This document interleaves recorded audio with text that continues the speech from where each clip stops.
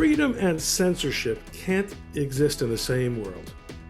And that's true whether it's the government or private corporations who do the censoring. Hi, I'm Ron Coleman, and welcome to the ColemanNation podcast. It's a show where I sit down with guests to discuss the future of free expression and thought in our interconnected world. Here we will focus on issues involving social media, cancel culture, and free expression that everybody who cares about ideas or freedom should be wrestling with.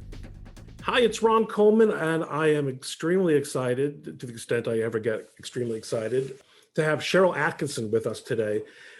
It's as if she were the perfect guest for this podcast, which, as you know, is focused on truth and disinformation and all the things that basically she has been focusing on in the last few years, not excluding and in fact, ideally including her recently published book from last fall, Slanted, which is entirely about the topic of what the media have taught us about loving censorship and hating journalism. So I had to work very hard. Sharryl, first of all, let me welcome you and thank you for joining us while you're on the road today. Thank you. Now, Sharryl, you and I have been following each other on Twitter for a while, and we've had a couple of DMs, mostly to explain attempts at humor by me, not necessarily all that substantive, but sometimes stuff that just whizzed right past. Do you remember when I represented you in that press freedom case about 5 years ago? That's how we first encountered each other. Maybe it was 10 years ago now. Gosh, I do not. Tell me. I had a feeling that you did. Like, so, I feel awful, but so many people have jumped in here and there to do like amazing things to try to help on some form of another of something that I'm doing. Well, this was actually not me doing anything for anyone. You and I had never met. I was approached by a person who I think I probably should not identify. It's not an evil person, but I don't think he wants his role in this to be identified. He said he was involved in a case. There was stuff that was being kept under seal. He felt that if there were an application by journalists to unseal the material, that the court, there'd be a better chance that the stuff would be made public. And a few journalists were rounded up. You were one of them. I was the lawyer. I think we spoke once.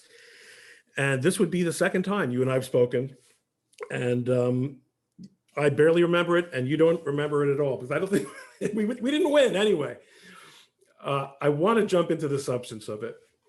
I did manage to find a couple of questions. You know, you're so on top of the issue, again, of what has changed in the media landscape. Did you see this coming before you yourself became targeted? As you know, I don't want to use up our time to talk too much about your story, because that's stuff everyone should know by now if they're listening to this. But did you see this shift from arguably partisan or biased journalism to a sort of what James O'Keefe has called the Sovietization or the Pravdaization of the major media that we have today, while you were still in the belly of the beast? Yes, I mean, I think that I started to see these trends in the early 2000s when I saw the pharmaceutical industry so successfully be able to co-opt narratives on the news and change the conversation and stop stories and use all kinds of propaganda tools, whether it's nonprofits or crisis management firms or however they want to do it, to influence what we do and don't report. But I would never have dreamed in this period of time that the press would have been so entirely on board with it, that would have gotten on board or so infiltrated by these interests, as I think has happened, particularly in the past, let's say, 10 years. But I really wouldn't have guessed that we would have thrown out on such a large scale our journalism ethics and practices and transformed into, I think in some cases, little more than tools now that are used by propagandists. That's what the news is, to put out their talking points and their messages, often reported by an uncritical press. And you need look no further than the numerous false reports by formerly top well-respected news organizations that keep publishing things from anonymous sources or sometimes non-anonymous sources that prove to be completely wrong. And yet the reporters and the outlets, almost as if it didn't happen, just keep doing it over and over and over again. You know, when I first heard what you just said, I was thinking to myself, well, gosh, so many of the media personalities, and it is about personality these days, which might be part of the problem, are young, much younger than I am. You, of course, are 25 years old, so you don't necessarily appreciate, but they're not people that I grew up listening to. Not that I necessarily love the people I grew up listening to, but they're not Ted Koppel. They're not Sam Donaldson. On the other hand, so my initial feeling was maybe these people never even got that tradition of journalism. But then as I think about, you have this gigantic skyscraper across the street from the Port Authority in New York called the New York Times. And that is supposed to be the repository of journalistic quality and rectitude. And you have people who are in there, some on the editorial page, and some of them maybe more on the maybe fewer of them appearing in doing actual reporting now, if there is such a thing. There definitely seem to be people whose names we would have already recognized 20 or 30 years ago, who have, as you say, seem to be very, very willing, unlike, say, Glenn Greenwald, unlike, say, Matt Taibbi, who have been willing to be part of this shift. Well, it's a very complicated equation, and you touched on a couple of the issues that I see that I've written about. First of all, think about a young person that only started paying attention to the news in the past 5 or 6 years. They don't even know that the news used to be, at least try to be firewalled from opinion and used to try to be accurate and neutral. But journalism students are being taught by professors today in some cases that neutrality and objectivity are overrated and that that's not part of journalism. I mean, this is Orwellian doublespeak, trying to transform the news into the very thing that it is not, and convincing young journalists to do something or to engage in practices that are the antithesis of good journalism.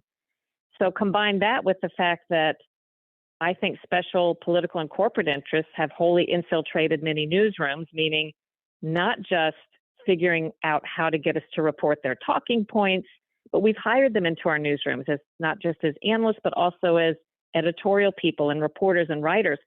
So the goal of someone like that is not to accurately reflect facts on the ground and turn up new information. It's to put forth a storyline or a narrative, true or not, to the exclusion of everything else. And their mission is accomplished even if they're putting out false information. And once you look at it that way, it's really the only thing that makes sense when you see how the news is operating today, when you understand the goal isn't to accurately report facts on the ground, it's to try to make people think a certain way or shape the information landscape a certain way. So is this an overhang from Watergate? I mean, Watergate was a long time ago, but that was when investigative reporters both became celebrities and activists. The idea, what you would always hear people going into journalism talk about in the 80s, let's say, or this, maybe even the 70s, was, I want to change the world like Woodward and Bernstein. I want to, by revealing the awfulness and terribleness that was Nixon, and let's put an asterisk on that. Let's assume that there wasn't a narrative and an agenda going on there, but let's take it at face value. See what they did for the world. They revealed something that was rotten and terrible. That's where I want to be today. The problem is that was a very long time ago. That didn't seem to eventually, or to really have the effect that quickly, or was it gradual? And maybe it really did begin in the 70s. I think the trends we're talking about today have little to nothing to do with that. I think after Watergate, for a period of time, there was that phenomenon you described with other journalists saying, wow, I can do something like that too. I can be famous. I can dig up something. And also some very good, well-meaning investigative journalism on top of that. But today, I think these trends have more to do with political and corporate interests understanding, peeking their nose under the tent of how news organizations work and figuring out how to work us. And largely with the advent and expansion of the internet, it made it possible for propaganda tools to be used on the media even more effectively, whereby a small group of people or a minority viewpoint can be presented as if falsely online, as if it's a majority viewpoint or big news, and be made to look like something the news should pick up and report on, and make it look like contrary views are controversial when they weren't. You know, they've just been able to manipulate everything about how we get our information. And if there's a place or a way that we get information today, these interests have figured out how to use it. There are very few pure places I can think of.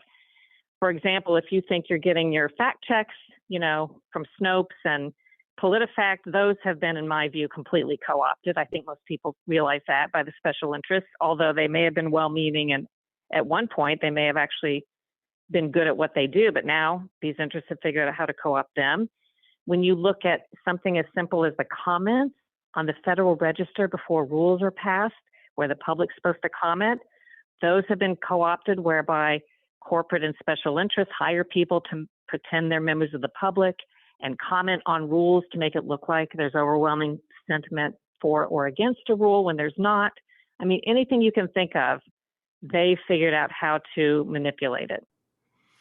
So if this is you know, you would have thought obviously that the advent of the internet, and it looked as if it would be the case, that the advent of the internet would have been the answer to this problem. And what we saw, of course, was that the legacy media, backed, as you say, by these corporate interests, the legacy media leveraged the internet, leveraged the value of their brands to make themselves the guardians of what would be considered to be legitimate opinion on the internet. So even though most of them are merely hollowed out entertainment or propaganda brands, as opposed to, you know, journalism organizations that have, you know, a Riyadh desk and a London bureau, and the sort of things we grew up of thinking of journalism as, they still use the equity, the trust in that people repose in their brands, and being the New York Times, the Washington Post, the Associated Press, to do the same, to present that kind of garbage that you're referring to, but with the patina of authoritativeness. Well, you're talking about the internet and how it's being used to decide which opinions are good and bad. And I think this is one of the most dangerous and, to me, unexpected phenomenons that arose around the 2016 time period. And here's what I think has happened. I think by 2016, these interests that I've spoken of, corporate and political interests, had largely controlled the discussion on the news successfully. So they had their job was fairly accomplished. But then Donald Trump got elected, despite the fact that pretty much all the media was telling the public not to elect him, that he was uniquely dangerous. So these political and corporate interests realized that people were not listening just to the news, that they were able to get unfettered information online and not wholly influenced by the controlled news.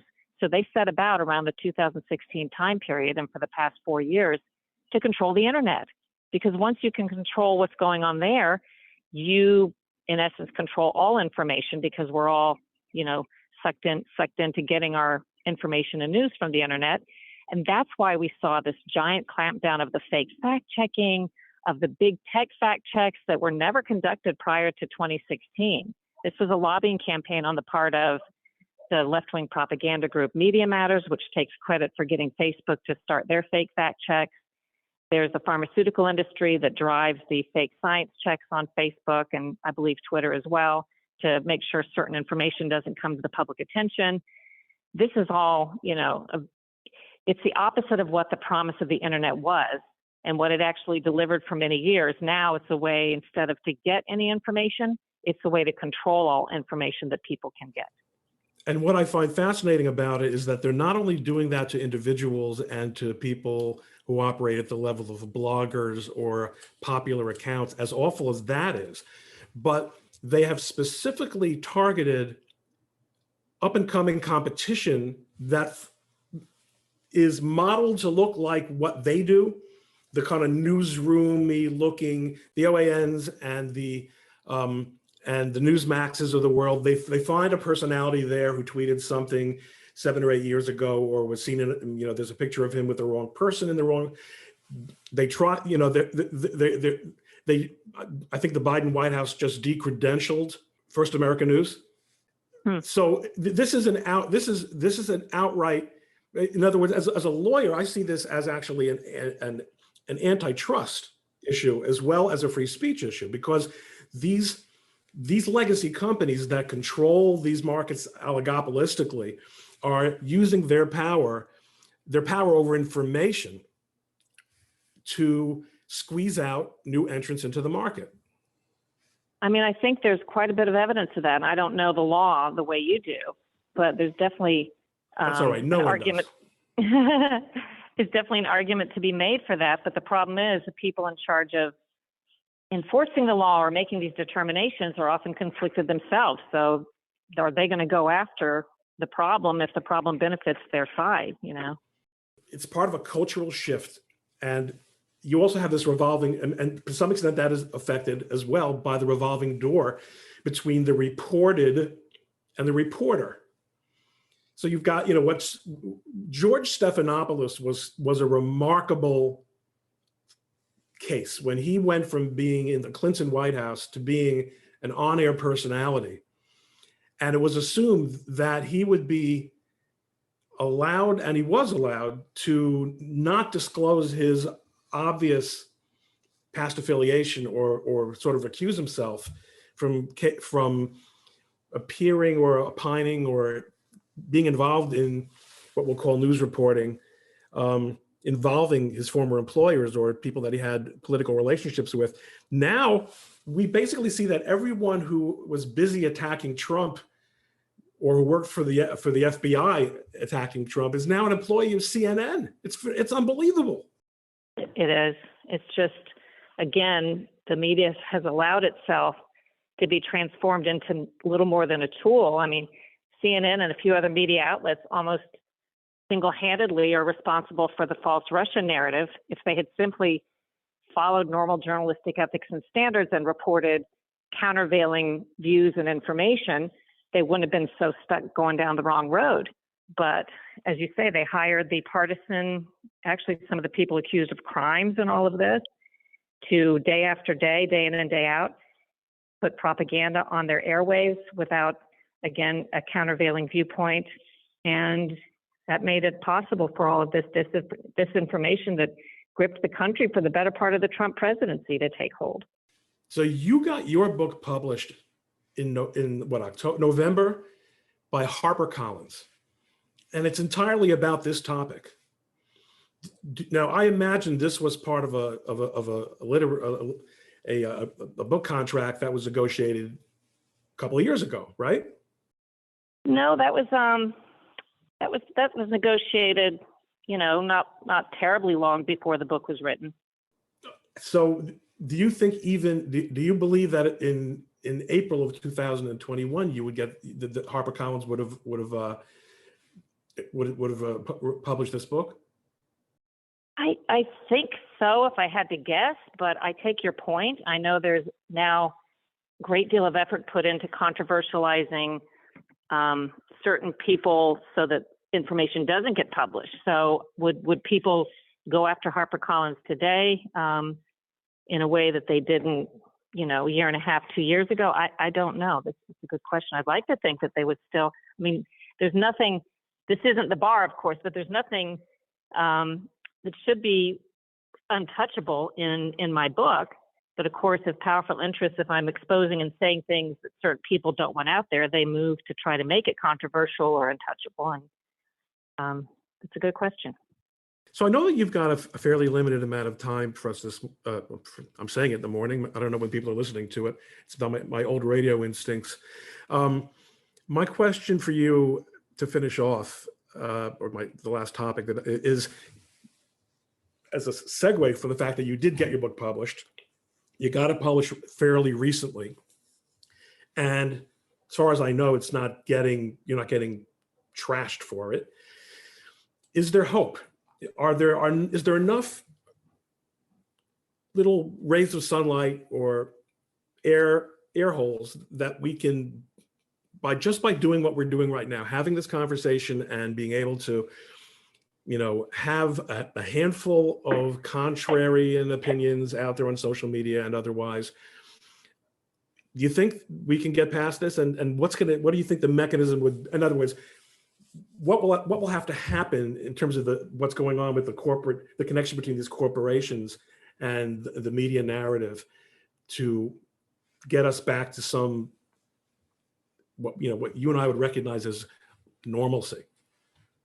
Well, I don't think we ever go back to what we had exactly, because we would have had to turn away these interests and these trends 10 years ago. And I was trying to draw attention to some of that, for example, at CBS, but there was just very little interest in worrying about it at the time. My book, by the way, if people wonder the name, is Slanted: How the News Media Taught Us to Love Censorship and Hate Journalism. And I do have some reason for hope. And that lies in the fact that however you feel about Donald Trump, the fact that he got elected in 2016, despite the fact that the media was universally telling people not to vote for him, shows that there are independent thinkers out there not completely influenced by the managed information landscape. And then even the fact that he got many millions more votes in 2020 than he had in 2016, I think that scares the propagandists to death, because they're saying to themselves, boy, after 4 years and 2 impeachments and him getting hammered every day in the media, more people voted for Donald Trump.